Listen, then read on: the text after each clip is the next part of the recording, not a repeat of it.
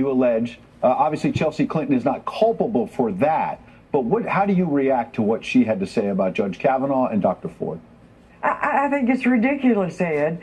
I truly do. I feel like that she needs to say something about her own family and deal with her own family and what they did to me before she can even have the right to make a comment against Judge Kavanaugh or in favor of Dr. Ford. Well, speaking of her family, let's look at what Hillary Clinton, of course, the former presidential candidate, said in 2015. Listen to this. Well, I would say that everybody should be believed at first until they are disbelieved based on evidence.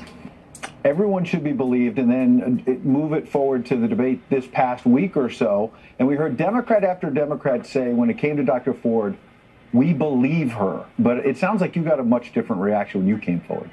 Oh, I did. I didn't have anyone that was on my side, really, except the public. The public was on my side. But the media just hounded me and had the most awful, things to say about me. It was very disheartening. Now, what we heard in the past week that might have tilted in the last day or so, Susan Collins and Joe Manchin to support Judge Kavanaugh was the idea that there was no corroboration to the allegations that Dr. Ford raised. What was the corroboration that you brought to the table, to be fair here?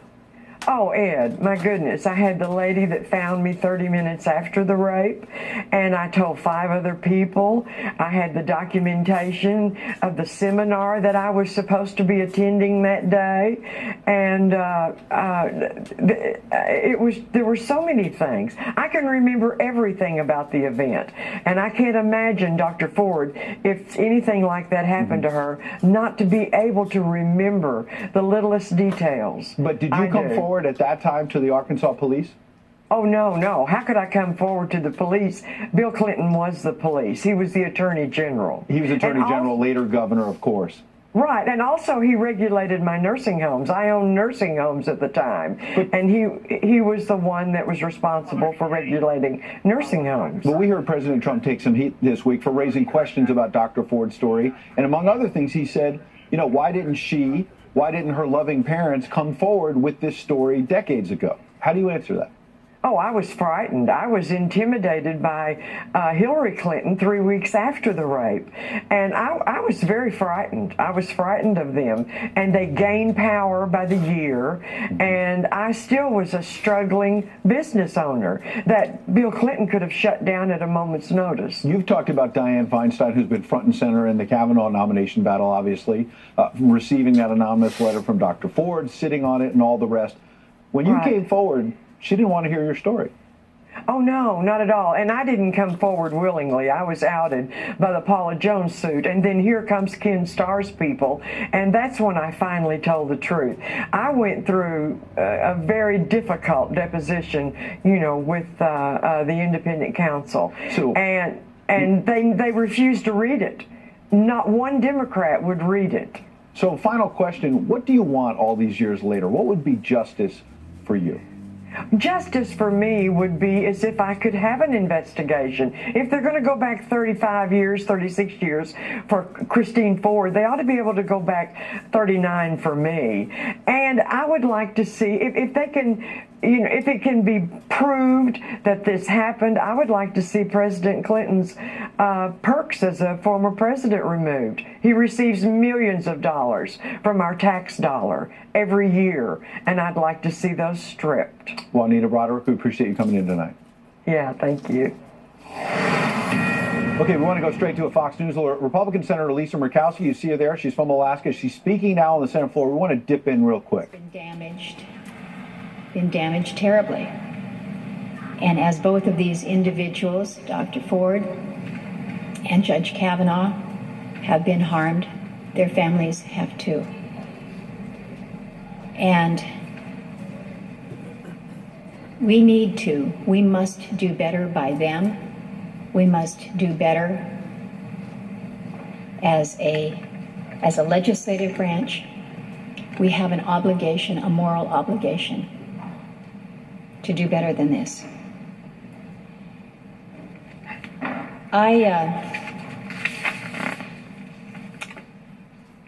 I spent more time evaluating and considering the nomination of Judge Kavanaugh than I have with any of the previous nominations to the United States Supreme Court that I've been privileged to review. I've had the opportunity to vote on 5 justices prior to this. And I took my time. I was deliberate. I was thoughtful. Some accused me of being too deliberate, too thoughtful, taking too much time. But this is important to me. It should be important to all of us, and I know that it is important to all of us. And so I studied the record. I sat with Judge Kavanaugh for a lengthy period of time, about an hour and a half, and asked the questions that I had, and then did more due diligence, reviewed the cases, and did my homework,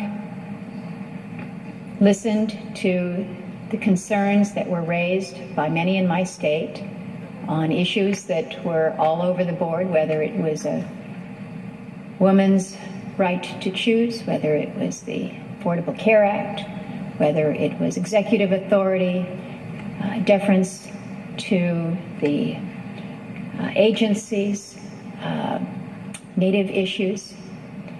I took considerable time. And when the hearings came, not being on the Judiciary Committee, I paid attention. I followed the testimony of the judge, the very critical questioning from many of my colleagues on the other side of the aisle. And then when at the end of the process, or so seemingly what we believed to be the end of the process, there were more questions. I went back to Judge Kavanaugh, had a good conversation with him. And then the allegations that we have been discussing and trying to understand more about came forward. And we all moved from focusing on the issues to truly a discussion that none of us ever thought that we would be having when it came to confirmation process for someone to the highest court in the land. And so there was more work to be done. I was one who wanted to make sure that there was a process going forward. And when there were more questions that were raised after the initial process, was one who joined in asking that the FBI step in and do further reviews. So I have been engaged in this lengthy and deliberative process for months now. And I was truly leaning towards supporting Judge Kavanaugh in his nomination as I looked to that record. But we know that in our role of advice and consent, it is not just the record itself. There is more that is attached to it. It is why when in the state of Alaska a nomination for a judge goes forward, you rate them not only on their professional competence, what they have demonstrated through their record, but also matters of temperament and just demeanor, which are very, very important. So we shifted that conversation from so many of the issues that I had been focused on to other areas that are also important in evaluating a nominee for the courts. But I listened very carefully to the remarks, the strong, well-articulated remarks of my colleague and my friend who sits next to me here, Senator Collins. And I found that I agreed with many of the points that she raised on the floor earlier. I do not think that Judge Kavanaugh will be a vote to overturn Roe versus Wade. And I also join with her in saying that I do not think that protections for those with pre-existing conditions will be at risk. And I also do not think that he will be a threat to Alaska Natives. This was an issue that certainly had been raised, but I had extended conversation with the judge on just these issues. And I believe that he recognizes, as he told me, that Alaska Natives are not in that identical place as Native Hawaiians. Alaskan tribes are included on the list of federally recognized tribes, and the fact remains that Native Hawaiians are not. This is a distinction. This is a difference. I am one who, in this body, have said I would like to see Native Hawaiians there, and I worked with my friend Senator Akaka when he was in this body to help advance that. I've supported those. But the fact remains that the constitutional status of Alaska Natives and the Indian Commerce Clause are simply not at play with this nomination. I don't believe that. So, the question fairly asked, you say that you think he's going to be there on issues that matter to Alaskans, that you have taken strong positions on. The reason I could not support Judge Kavanaugh in this cloture motion this afternoon is that in my role, my responsibility as one senator on this floor, I take this obligation that we have in the role of advice and consent as seriously as anything that I am obligated or privileged to be able to vote on. And so I have a very high standard. I have a very high bar for any nominee to the Supreme Court of the United States. The Code of Judicial Conduct Rule 1.2, this is one that many people in this body know.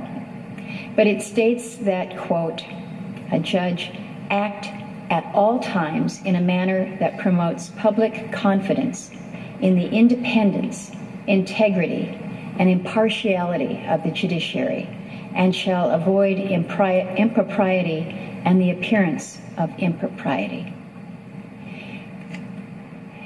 And I go back and I look to that. It is pretty high. It is really high that a judge shall act at all times. Not just sometimes when you're wearing your robe, but a judge should act at all times in a manner that promotes public confidence. Public confidence. Where's the public confidence? So it is high. And even in the face of the worst thing that could happen, a sexual assault allegation, even in the face of an overtly and overtly political process, a politicized process, and even when one side of this chamber is absolutely dead set on defeating his nomination from the very get-go, before he was even named. Even in these situations, the standard is that a judge must act at all times in a manner that promotes public confidence in the independence, integrity, and partiality of the judiciary, and shall avoid impropriety and the appearance of impropriety. And after the hearing that we all watched last Thursday, it became clear to me, or was becoming clearer, that appearance of impropriety has become unavoidable. And I've been deliberating, agonizing about what is fair. Is this too unfair a burden to place on somebody that is dealing with the worst, the most horrific allegations that go to your integrity, that go to everything that you are? And I think we all struggle with how we would respond. But I am reminded there are only 9 seats on the bench of the highest court in the land. And these seats are occupied by these men and women for their lifetime. And so those who seek one of these seats must meet the highest standard in all respects at all times, and that is hard. Mr. President, we are at a time when many in this country have lost faith in the executive branch. And it's not just with this administration. We saw much of that in the last as well. And here in Congress, many around the country have just given up on us. They've completely said we've had enough.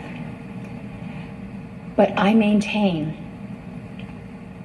that the public still views, I still view, that there is some small shred of hope that remains with our judiciary.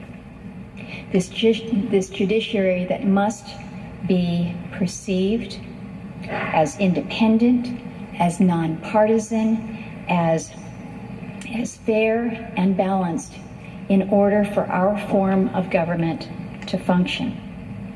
And it's that hope that I seek to maintain. And I think that's why I have demanded such a high standard to maintain or regain that public confidence, because it is so critical that we have that public confidence in at least one of our 3 branches of government. Mr. President, I think we saw from the vote earlier today, we've seen from statements from several of our colleagues that it does appear that Judge Kavanaugh will be seated on the Supreme Court without my vote. It is my hope, it is truly my hope, that Judge Kavanaugh will share that same hope in rebuilding, maintaining a level of public confidence, that he will strive for that ideal every day. It's my hope that he will be that neutral arbiter, the umpire who only calls the balls and the strikes, that he will be that force for stability. I believe that Judge Kavanaugh is a good man. He's a good man. He's clearly a learned judge. But in my conscience, because that's how I have to vote, the end of the day is with my conscience, I could not conclude that he is the right person for the court at this time. And this has been agonizing for me with this decision. It is as hard a choice, probably as close a call as any. But Lisa Murkowski, she made a little bit of news by saying that Judge, or soon-to-be Justice Kavanaugh, will vote to overturn Roe v. Wade, but said that the appearance of impropriety in terms of how he handled himself, his temperament at that hearing last week, she cannot get to yes, and she realizes he'll get to the court without her vote.